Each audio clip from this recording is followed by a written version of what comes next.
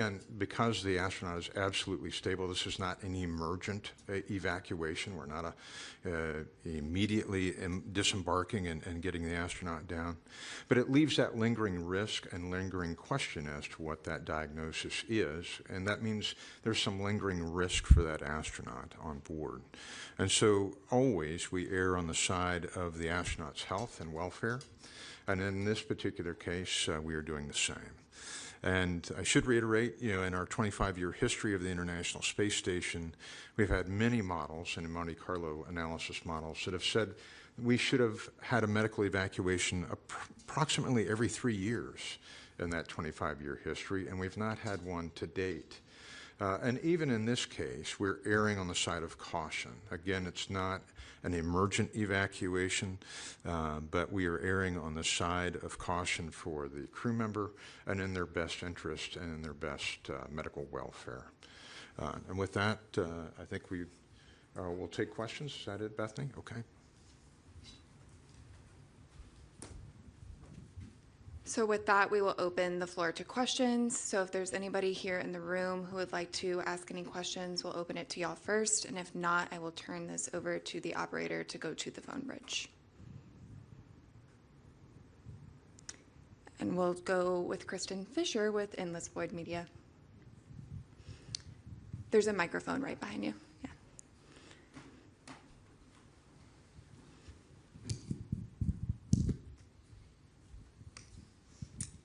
Thank you all so much for holding this briefing. My question is for really whoever wants to take it. I understand you guys can't speak to the specific nature of this astronaut's medical condition, but I'm curious if you all can shed some light on the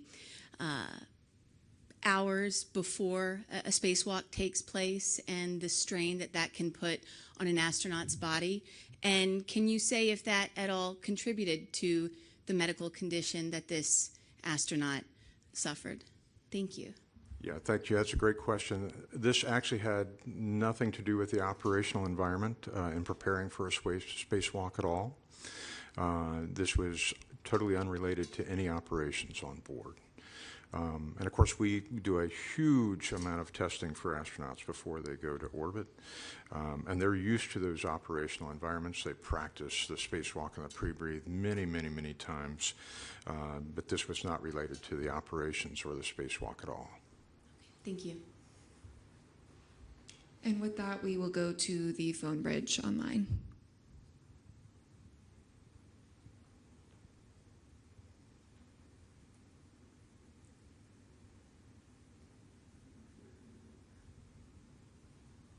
Thank you. We will now begin the question and answer session. If you'd like to ask a question, please press star 1. Unmute your phone and record your name clearly. If you need to withdraw your question, press star 2. Again, to ask a question, please press star 1. Our first question is from Bill Harwood from CBS News. Go ahead. Your line is open. Thank you very much. Bill Harwood, CBS News. This is either for the administrator or Amit. Can you move up Crew 12, bring Crew 11 down, and still take care of Artemis 2 in February as currently planned, or would you need some separation between those missions, and might that mean a slip to March for Artemis 2? Thanks. So the question was, if we pull up the timeline on Crew 12, will that have the potential to interfere with our Artemis 2 preparations? These would be totally separate campaigns at this point. We would, as we mentioned before, we're still evaluating what earlier dates would be achievable, if any, for Crew 12. So right now, we're going to look at all of our standard process to prepare for Crew 12 and look for opportunities if we can bring it in while simultaneously conducting our Artemis 2 campaign. There's no reason to believe at this point in time that there'd be any overlap that we'd have to deconflict for. Next question is from Joey Roulette from Reuters. Go ahead. Your line's open. Hey, thanks. Question for anyone who can answer it. Can you say if this medical issue is related to an injury that was sustained on the space station? I know we said it wasn't related to any operational environment or operational issues, but was it an injury versus some other type of medical issue? And then also, is there anything you have to do regulatorily with Crew Dragon in order to get it to come home early? Like, you have to work with the FAA for some kind of emergency situation? Thanks.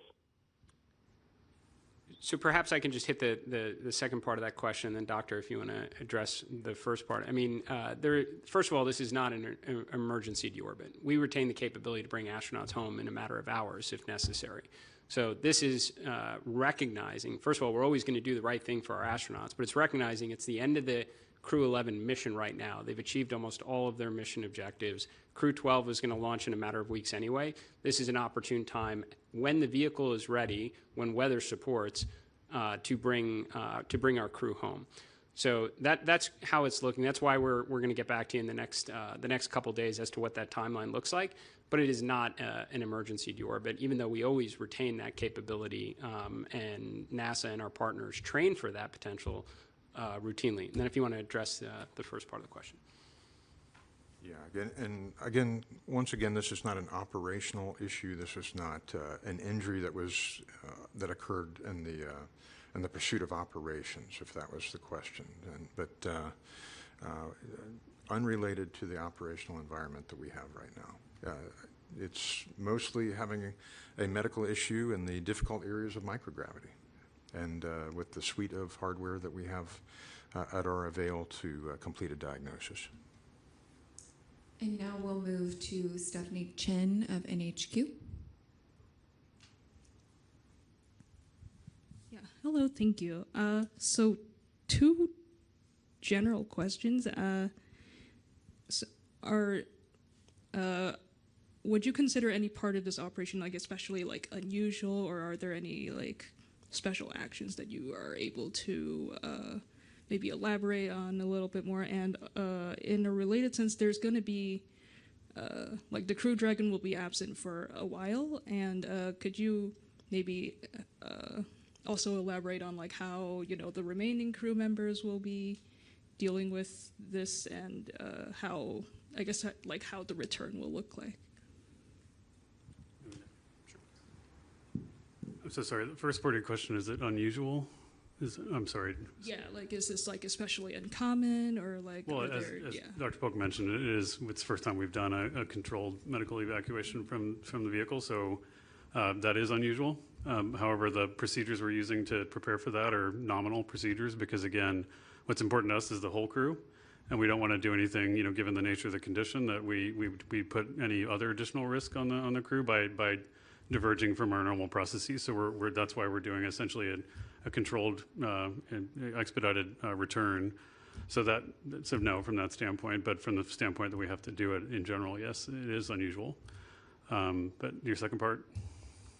Oh, the Crew Dragon will be temporarily absent, obviously. That's right. And how will the remaining crew members be kind of dealing with this situation? Yeah, it's a good question. First of all, this is one of the reasons why we fly mixed crews on Soyuz and U.S. vehicles, because we want to make sure we have operators for both segments, Russian and U.S. segments, and can perform all the nominal maintenance and other capabilities on the vehicle. There are a handful of exceptions in this particular case. In the history of ISS, we've had different crew complements. We flew with 3 crew for many years during assembly, and also during certain anomalous events. So that in and of itself is not unusual. There is, slightly elevated risk from the standpoint of we will not be conducting nominal or contingency U.S. EVAs, because right now we have a single U.S. crew member on board, and that carries with it, slightly elevated risk of our ability to respond in some cases. But that traded against, with Crew 12 being prepared for launch and our ability to potentially exercise acceleration options, as well as the other contingency procedures we can execute, and we believe that risk trades favorably in order to make sure we get into this safe configuration. Thank you. Yep. And now I'll hand it back over to the operator to tend to those who are joining us virtually via the phone bridge. Thank you. Our next question is from Lauren Grouch from Bloomberg. Go ahead, your line is open.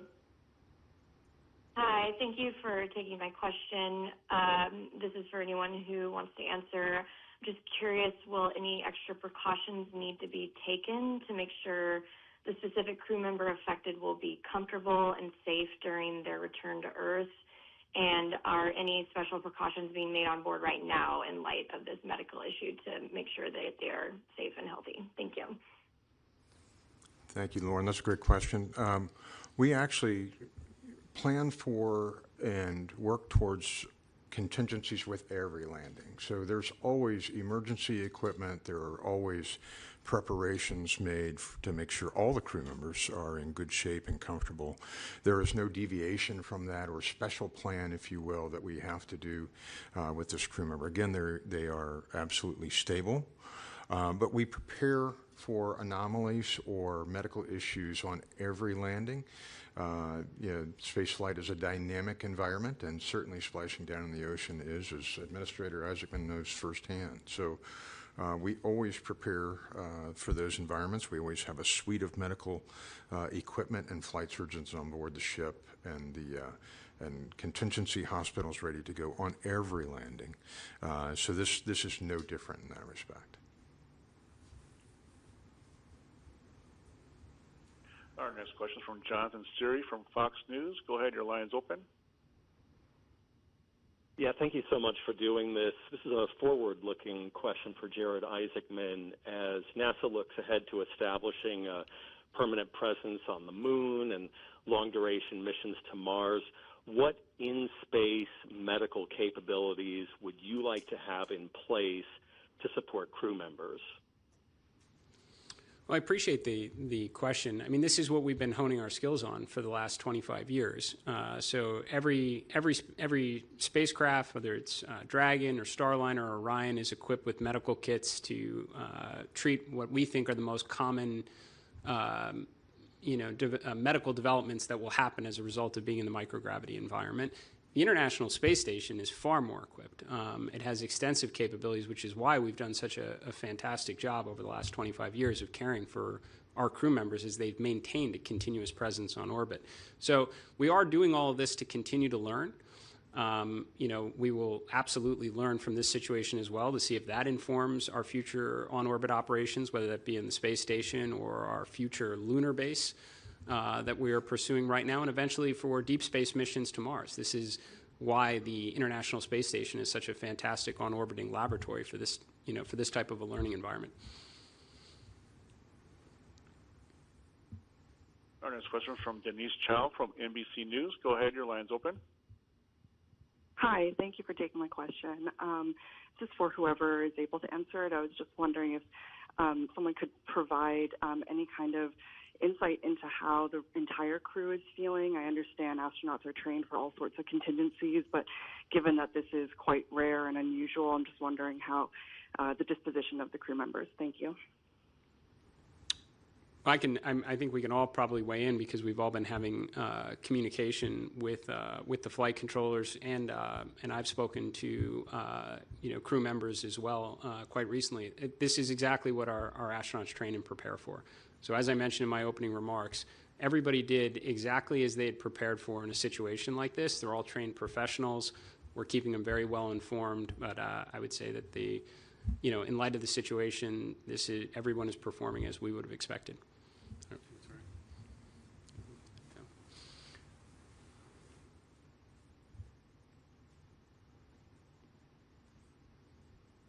We can continue online with the phone bridge. Our next question is from Eileen Klautz from Aviation Week in Space Technology. Go ahead, your line is open. Thanks very much. It's Irene Klautz. Are you planning any changes in the splashdown convoy and any changes also in just the deorbit and splash procedures? Would you be activating any additional sites to avoid weather delays or anything else you might be thinking of at this point? Thanks. Irene, my understanding of the situation right now, we are planning for what would, other than the fact that we have pulled forward the timeline, a completely nominal deorbit. So we would still be targeting the same approved splashdown locations. We already prearranged various medical facilities as a standard, as part of our standard operating procedure, as the doctor explained previously. So we always retain the capability for an emergency deorbit. And I think that does speak to the situation and our confidence of how we're managing the situation, is this is not an emergency deorbit where we would consider other than our pre-planned site. So right now we're looking for the correct opportunity to use our existing landing sites, our existing recovery vessels alongside our partner.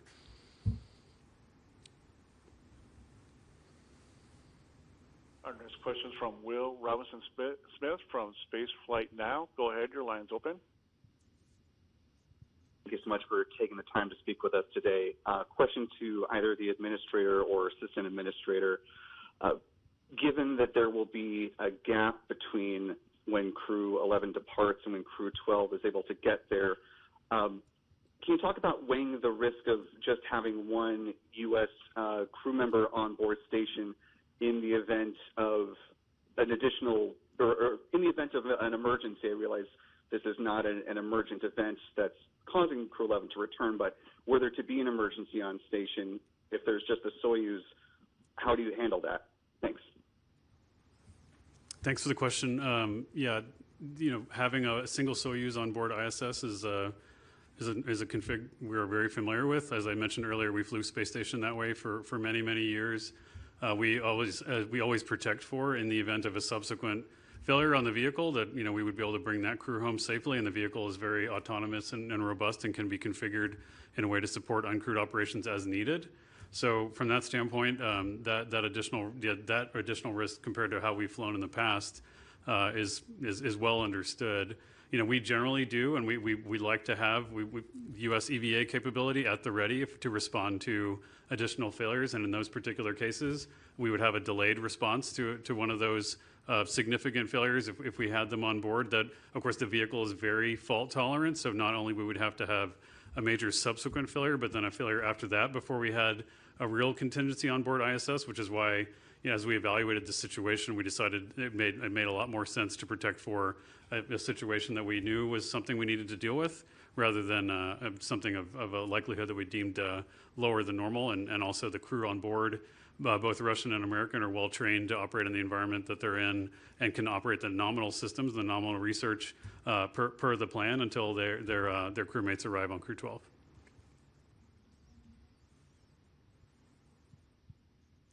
Next question is from Anthony Leon from Spectrum News. Go ahead, your line's open. Hello, that's Leonie. Thank you so much, all three, for taking the time to speak with us today.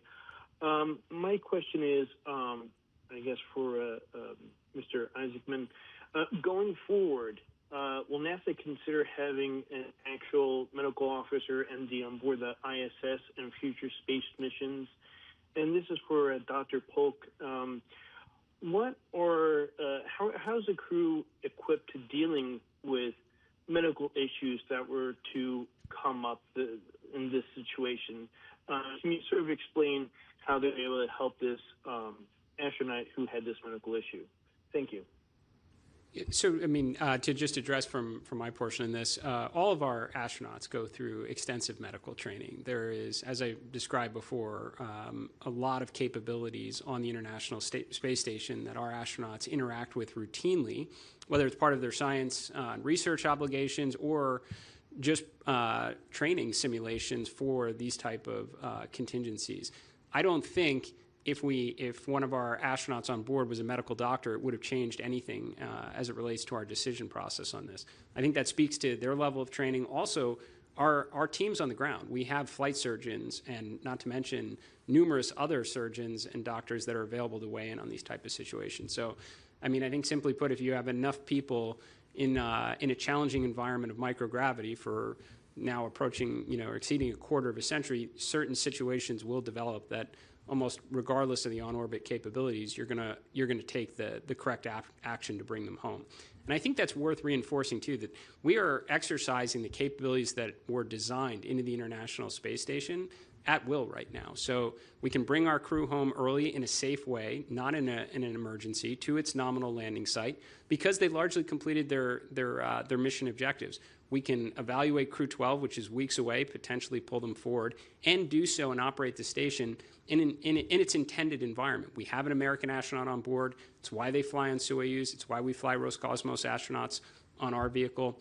And as Amit pointed out before, this is also an environment that we operated the space station on for many, many years prior to our current Crew Dragon capabilities.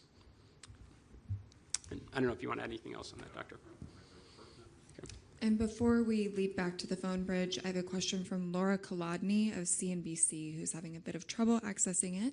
She asks, ISS is operating in a roughly neutral power mode at the moment, and that upgrade was to get power positive. What will happen now with regards to the solar array? Not sure about the neutral power mode. Space station, the intent of the EVA that was coming was to augment the 2 alpha solar array with a great new technology, the rollout solar arrays, which we added to the vehicle in order to configure the vehicle for future expansion for commercial activity. So the baseline power configuration of the station is well above the expected margins that we needed to. This EVA was not a contingency that was planned. It was a nominal augmentation of the power system, which we've done on 5 of the other arrays. And that rollout array that was going to be installed is really an amazing piece of hardware. We've used Space Station, as the administrator said, as an incredible test bed for exploration, as well as to help stimulate commercial space activity. And that array design is something we've used. Many other companies have used that exact array design. And so we're continuing the suite of the upgrades we had planned on ISS, but there's by no means urgency that the 2 alpha array has to be upgraded given the current power config of the vehicle. And we can return back to the phone bridge now for virtual questions. Thank you. Our next question is from Mike Wall from space.com. Go ahead, your line's open. Thank you very much. This is probably for Dr. Polk. This is the first medical evacuation from the ISS, but are there any incidents over the 25-year history of astronauts on the station that you can kind of look to for guidance or to kind of draw up protocols? Yeah, actually, we've had a host of different things that we have treated on orbit, and fortunately for us, we've had equipment and medications and things to be able to handle all of those, such that we were able to complete the treatment and or the diagnosis on orbit over the last 25 years. And common things occur commonly, right? Folks could have a toothache, folks could have ear pain. There are things that you see commonly on the ground as well over a 6-month period, and in urgent care can happen in space as well. But we are very good at forecasting and having the correct medical equipment and the medications to be able to handle those. And so we've had, although we've had multiple different medical things that we've worked over the last 25 years, all of those have been worked to completion on orbit and without incident.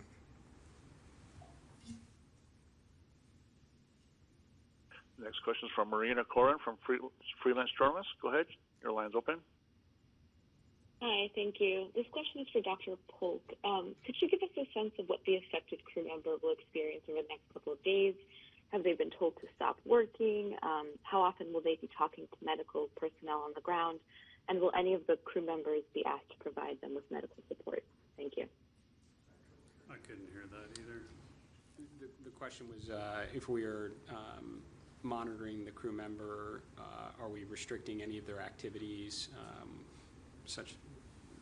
that's all. Yeah, I won't really go into a lot of detail on that one because I think that gives maybe too much detail to allude towards a diagnosis or skirts up close to the privacy aspects. Certainly the crew surgeons are monitoring the crew member and they will amend or alter anything that they see fit on the crew member if they need to. But the crew member, again, is absolutely stable.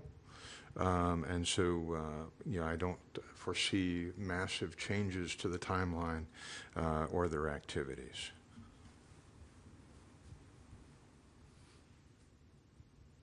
Next question is from Marcia Smith from SpacePolicyOnline.com. Go ahead, your line's open. Thanks so much for taking my question. I'm guessing this is probably for Amit. I'm curious, so Chris Williams is going to be the only American up there, and he's going to have the whole U.S. segment to look after. And I'm curious, are there certain experiments or something you're going to have to set aside because he's the only one there? And have the Russians been trained at all on the American segment that they could help him out if necessary? Yeah, thanks. Great question. There will be some. Of course, a full complement crew can do a lot more work. And so in terms of the amazing research we do on the vehicle, so we will have to adjust the timeline for that single crew operation. But Chris is trained to do every task that we would ask him to do.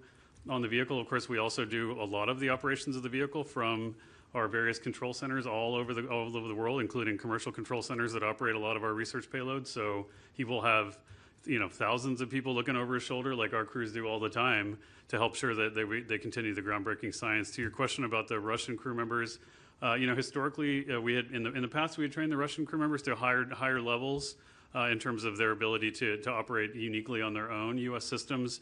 That is, that's something we used to do in the past, and we kind of put that aside as we swelled the size of the U.S. crew complements. But the Russians that are on board with him, first of all, they've trained tightly together. They're a great team. They work really well together. But they also have qualification to operate the U.S. systems in an advisory mode or an assistant mode, and can, if needed, be called upon with the assistance of MCC Houston or MCC Moscow to assist in any operations.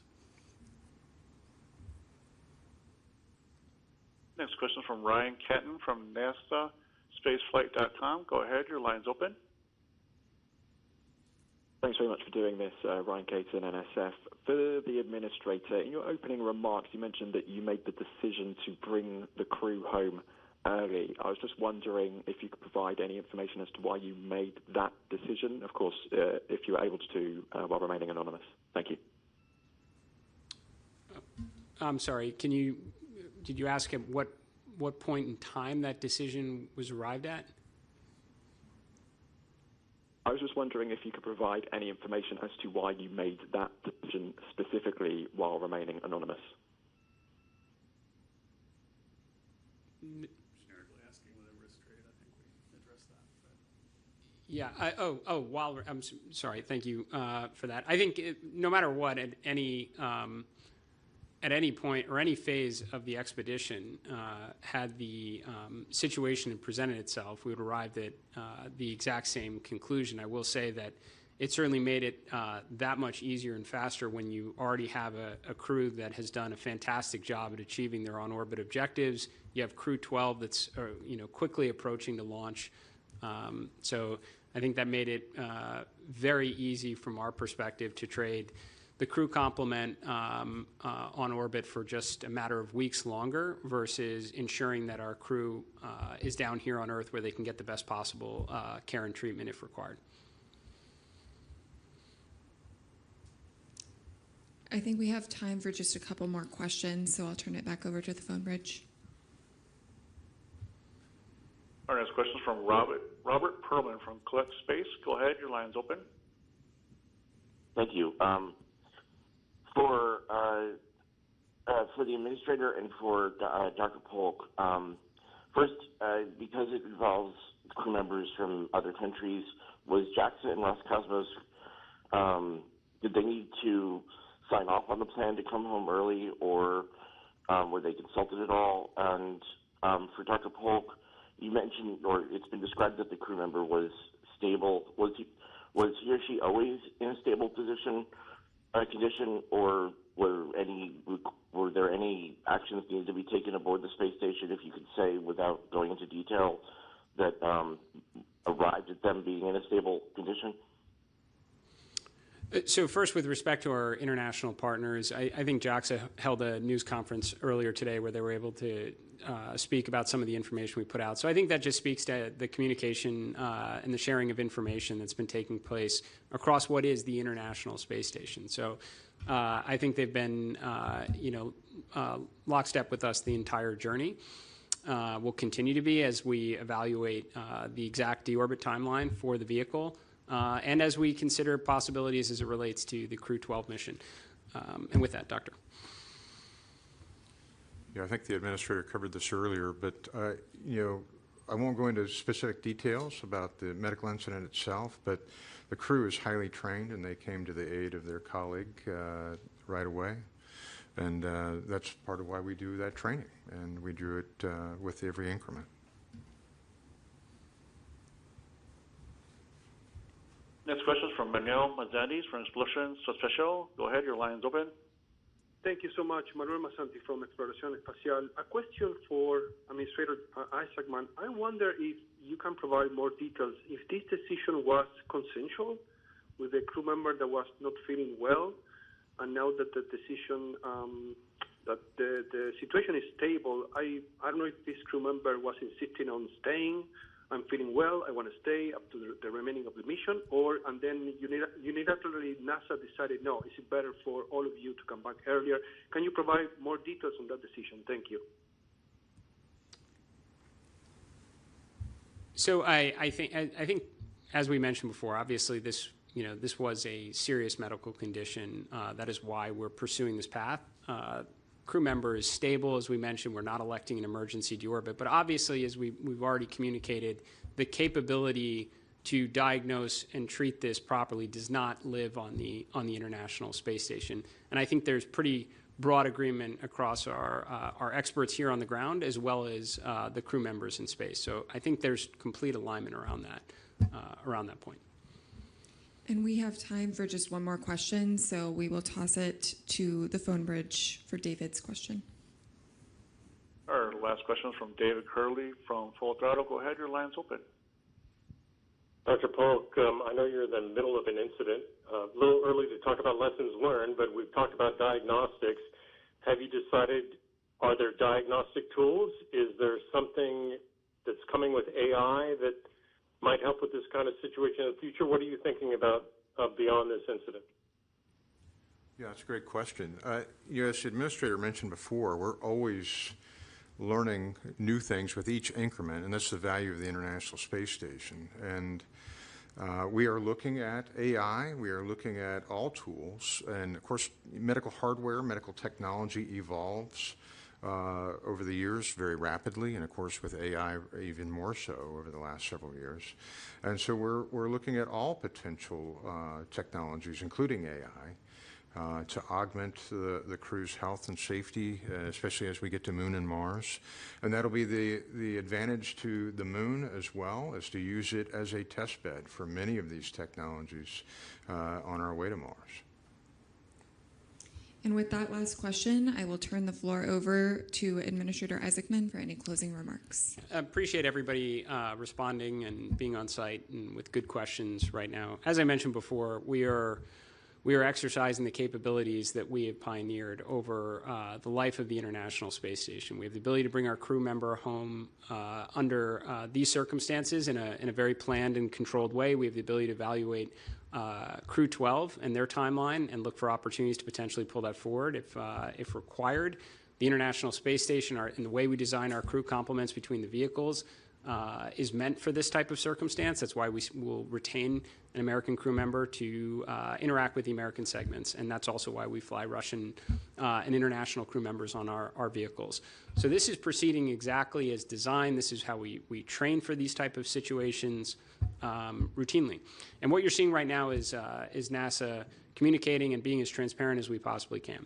And as soon as we have updates as to the next big milestones are going to be determining our reentry timeline, we will be the first to share it with you, and we will do the same with respect to our Crew 12 timeline.